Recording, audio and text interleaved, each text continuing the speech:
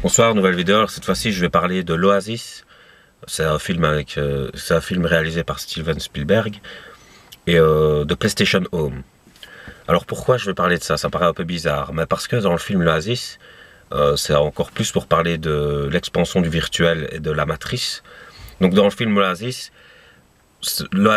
dans la vraie vie, c'est plutôt Facebook. Ça ressemble à Facebook en fait, mais et encore plus à PlayStation Home, je dirais. Mais bon, enfin, je vais expliquer ce que c'est l'Oasis. En fait, les gens sont connectés à Internet dans un futur où tout est un peu pourri et l'espoir des gens, c'est de gagner des compétitions par le biais d'Internet, qui est l'Oasis en fait, pour pouvoir se sortir de la misère où ils sont, etc. Donc, c'est beaucoup la vie virtuelle alors que la vie réelle est abandonnée. Et c'est un peu... Enfin, c'est bien de voir ça en fait dans le futur et même maintenant comme ça commence à être. Et je vais expliquer PlayStation Home parce que PlayStation Home, c'est déjà un peu le début de l'Oasis en fait. C'est encore plus que Facebook. Moi, j'ai un peu été voir sur PlayStation 3. Maintenant, je sais pas si ça existe encore sur la 4 et tout. J'ai arrêté la console. Mais j'avais essayé sur PlayStation 3 et c'était hallucinant, moi je trouve, PlayStation Home. En fait, si vous voulez, vous pouvez créer votre avatar comme vous voulez. Donc c'est un personnage. Vous le faites comme vous voulez. Vous pouvez choisir une fille ou un garçon, malgré le sexe que vous avez, vous, en dehors du jeu. Vous l'habillez comme vous voulez, etc. Et après, vous avez un appartement que vous pouvez aménager avec des meubles, etc. Donc, voilà, vous avez votre petit appartement dans le jeu.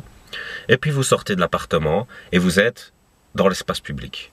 Et dans l'espace public, il y a d'autres joueurs PlayStation Home qui sont connectés. Donc, c'est des gens qui sont chez eux, qui ont créé un avatar, qui ont aussi leur appartement quelque part, et qui sortent et qui sont dans l'espace public. Et alors, vous pouvez avoir des conversations publiques, c'est-à-dire, il y a une bulle qui est au-dessus de votre personnage et les gens peuvent lire, ceux qui sont aux alentours. Et, ou alors, vous pouvez avoir des conversations privées, vous cliquez sur quelqu'un, vous avez une conversation en privé. Vous avez des options où votre personnage peut se mettre à danser, tout ça. Donc, vous pouvez aller sur plusieurs maps différentes. Donc, vous pouvez aller en discothèque, carrément. Donc, vous allez en discothèque, genre draguer en virtuel et des trucs comme ça. Enfin, c'est hallucinant, je vous jure, ce jeu-là, ça m'a choqué. Et ce qui m'a le plus choqué, c'est vraiment le truc virtuel où ça détruit la vie réelle. C'est dans l'espace public, vous avez un bowling. Vous allez au bowling avec votre personnage et il y a d'autres personnages.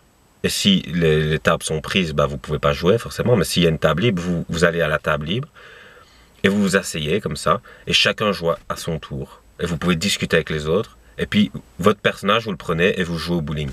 C'est hallucinant. C'est-à-dire qu'il y a des gens qui sont connectés chez eux, qui ont fait un avatar. Leur avatar va jouer au bowling. Alors que, enfin, avant, c'était... Nous, on se donnait rendez-vous au bowling, on allait jouer ensemble au bowling, on se parlait de visu, on était dans le réel, il y avait un contact, quoi. Mais non, dans ce jeu-là, on voit ça, et c'est vraiment choquant. Il y en a, enfin je vais vous expliquer un peu après, à quel point ça a été loin dans PlayStation Home, je trouve, parce que enfin, vous avez votre propre appart aussi et vous pouvez inviter des gens dans votre appart ou quoi, comme si c'était chez vous, quoi. Et il y a des gens, ils peuvent y croire à fond de jouer à ça. Parce que c'est vrai que c'est hallucinant quand même comme monde virtuel. Vous pouvez aller sur plusieurs maps et tout ça. Il y a même Audi qui a fait son... Allez, comment dire qui a fait son monde. Enfin, qui a fait sa map. Et alors, c'est un peu comme dans Tron l'héritage. D'ailleurs, c'est un jeu vidéo aussi dans Tron l'héritage. Et vous avez les toutes nouvelles Audi bien arrondies et tout, futuristes, et vous pouvez faire des courses d'Audi. Et c'est là où on en vient à l'Oasis. Vous allez comprendre pourquoi. Parce que dans l'Oasis, dans le film l'Oasis de Steven Spielberg, il pouvait gagner des prix qui avaient de la valeur, qui valaient de l'argent en fait. Et c'est pour ça que ça pouvait sortir de la misère. Et ben dans PlayStation Home, il y a un début de ça. C'est-à-dire que vous allez faire des courses chez Audi, par exemple, sur PlayStation Home. Si vous gagnez la course, vous gagnez un costume. Devinez quoi? Quand vous êtes dans l'espace public, dans PlayStation Home, il y a des magasins. Il y a des magasins et il y a des vêtements. Et ces vêtements, ils coûtent de l'argent. Mais devinez quoi? Ils coûtent du vrai argent. C'est-à-dire que vous pouvez habiller votre avatar, mais pour habiller votre avatar, vous devez payer PlayStation.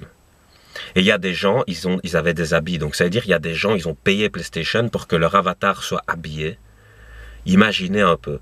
Donc vous allez gagner de l'argent dans des compétitions parce qu'il y a des truc compétitif et vous avez l'horaire, quoi. Vous avez le décompte comme ça et vous pouvez vous inscrire. Il y a tous les inscrits sur PlayStation Home qui vont aller faire la compétition.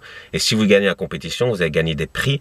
Et avec ces prix-là, ils vont valoir de l'argent. Donc vous pouvez les revendre. Et des trucs comme ça. Donc c'est hallucinant. Hallucinant le pouvoir que le virtuel est en train de prendre. Je vous jure, on s'imagine même pas. Alors après, qu'est-ce que je voulais dire aussi, c'est pourquoi les gens sont autant pris par le virtuel. Parce que les concepteurs de jeux vidéo, ce sont des génies en fait. Je vais vous expliquer pourquoi. Parce qu'ils ont dépassé l'esprit, ils ont dépassé la pensée normale d'une personne normale. Les personnes normales en général se divisent en deux catégories, c'est-à-dire les anarchistes et les fascistes. Les anarchistes, ils pensent que tout est un choix. C'est-à-dire, on choisit tout ce qui nous arrive, on a le pouvoir de tout changer parce que Dieu c'est nous, entre guillemets, donc tout est une question de choix, pardon. Les fascistes, ils disent, on n'a jamais le choix, tout est prédestiné, tout ce qui nous arrive devait nous arriver. Or, une pensée qui se complexifie et qui fait des nuances, c'est que c'est les deux, que ça coexiste, que le libre arbitre et le destin coexistent. C'est-à-dire que vous avez des réalités potentielles, c'est des réalités fantomatiques qui n'existent pas encore, et puis après, si vous faites un choix, cette réalité, elle se verrouille. C'est-à-dire, il n'y a plus de possibilités, les choix s'effacent, les potentialités s'effacent, la réalité se verrouille. C'est ça qu'on appelle le destin. Quand vous choisissez un chemin sur la route, et que vous aviez le choix entre trois chemins, le chemin que vous avez choisi efface les deux autres. Vous ne pouvez pas prendre les deux chemins après, vous avez pris un chemin. C'est pareil en fait. Et donc, c'est ça les multivers enfin, il y a une théorie sur les multivers par rapport à ça. Mais les concepteurs de jeux vidéo, ils ont pensé à ça. Déjà, au départ, les jeux vidéo, on les voyait en île. Donc on regardait même du ciel au début, des premiers jeux vidéo et tout ça. Et puis après, on regardait plus du ciel, mais de derrière le personnage. Donc là, c'était plus en île, ouais. Et puis, les concepteurs de jeux vidéo, avec leur empathie, ils essayaient de comprendre comment on fonctionne. Avec nos yeux, qu'est-ce qu'on voit? Avec nos yeux, on voit notre main comme ça. Donc on voit en jeu, comme ça. Donc ils ont fait le personnage en jeu et ils ont tout construit à partir du jeu. Et vous pouviez avoir cette vue-là après, dans les jeux vidéo. Après, il a fallu créer un environnement, mais l'environnement, il faut qu'il soit cohérent avec le déplacement du personnage, parce que sinon, ça va faire un bug. Il va y avoir des impasses, et alors vous n'allez pas vous sentir que c'est vrai quand vous jouez, vous allez sentir que, ouais, il y a un blocage et tout, que vous êtes, que vous êtes limité, en fait. Et de plus en plus, les concepteurs de jeux vidéo, ils vont dans l'empathie et ils comprennent de plus en plus comment tout fonctionne, parce que dans les récents jeux vidéo, genre GTA, Infamous et tout, vous n'avez pas que la mission. Par exemple, il y a des jeux vidéo où vous pouvez faire que les missions. Donc vous démarrez, vous avez une mission et vous êtes bloqué dans le couloir où il y a les missions et vous voyez bien que vous ne pouvez pas sortir de certains endroits de la map, sinon que le jeu n'a pas été créé pour que vous puissiez le faire en fait. Donc c'est pas très libre du tout, hein. Donc vous faites vos missions, donc c'est le destin en gros. Et puis les concepteurs de jeux vidéo, ils ont commencé à mettre du libre arbitre. Et là, c'est devenu intelligent. Là, vous avez un déplacement libre. Donc dans GTA et dans Infamous, vous avez des déplacements libres. Et donc vous pouvez vous balader dans la ville, agresser les gens, enfin tout ça. Donc c'est le jeu qui est comme ça. Aider d'autres gens, des trucs. Mais vous avez le déplacement libre et tout. Et évidemment, ça a sa limite. Hein. C'est pas encore la vraie liberté, réalité ou quoi. Quoique dans la réalité, on n'est pas si libre que ça non plus. Mais bon... et vous avez l'option aller en mission, c'est-à-dire il y a un endroit où il y a une mission et vous allez à cet endroit-là et là il y a la mission qui est donnée et vous pouvez enclencher la mission et donc le mode histoire, le mode et ça c'est bien.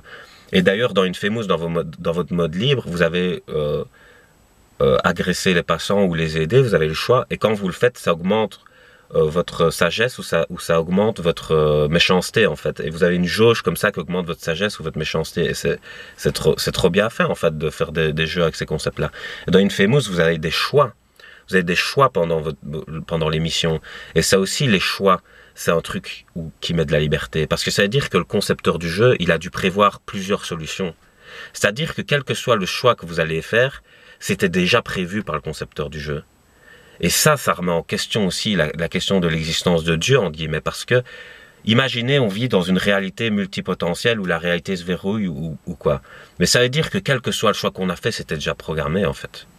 C'est-à-dire que l'intelligence suprême avait déjà programmé, quel que soit le choix, dans quelque situation que ce soit, dans chaque milliseconde, qu'un choix se fait, tout était déjà programmé en fait. Imaginez un peu le truc. Dans le jeu vidéo, c'est ça. Hein. Dans le jeu vidéo, vous faites un choix. Par exemple, dans Infamous, vous pouvez choisir le bien ou le mal, c'est-à-dire de faire le bien ou de faire le mal dans la mission.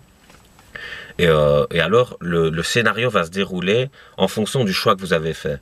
C'est hallucinant d'intelligence. C'est hallucinant d'empathie, de voir comment le monde fonctionne, de voir qu'il y a du libre arbitre, du destin et tout ça. Voilà. Parfois, vous avez le choix. Hein. Parfois, vous avez un choix très large, c'est-à-dire vous pouvez choisir vos routes et tout ça, mais parfois le destin, comme je dis, quand la réalité se verrouille, le destin, il est irréversible. Imaginez les gens qui étaient dans le World Trade Center, je prends toujours cet exemple-là, la personne avait le choix de sauter par la fenêtre et le feu dans les escaliers. Pas le choix. Destin, là, c'était la mort. Mais choisir sa mort, ben, c'est plus un choix. Choisir sa mort, oui, mais la mort était là, donc c'était mourir. Il n'y avait pas de choix, là. Pareil, une personne qui est très malade, elle fait tout pour s'en sortir, elle ne peut pas. Pas le choix, destin. Maintenant, le choix, vous êtes dans une situation pourrie, vous réfléchissez comment vous s'en sortir, vous trouvez une solution, vous appliquez cette solution, vous avez eu le choix. Parce que vous auriez pu rester là à ne rien faire. Ou vous auriez pu choisir une autre solution qui allait foirer. Donc là, il y a eu un choix. Là, il y a eu une prise de conscience intérieure qui a amené le mouvement, qui a amené un changement. Donc c'est toujours une interaction entre les deux. Et c'est bien ça qu'il faut retenir. Et avec le virtuel qui arrive maintenant, il va falloir construire un peu cet esprit pour pouvoir s'en sortir, parce que vraiment les esprits binaires comme ça qui sont soit il n'y a que le choix ou soit il n'y a que le destin, ils vont être complètement avalés par les gens qui conçoivent les jeux vidéo ou les gens qui ont des esprits beaucoup plus informatisés, je dirais, que la normalité de la population en fait. Voilà, j'espère que cette vidéo vous aura plu. N'hésitez pas à réagir. Et voilà, je vous laisse, bonne soirée.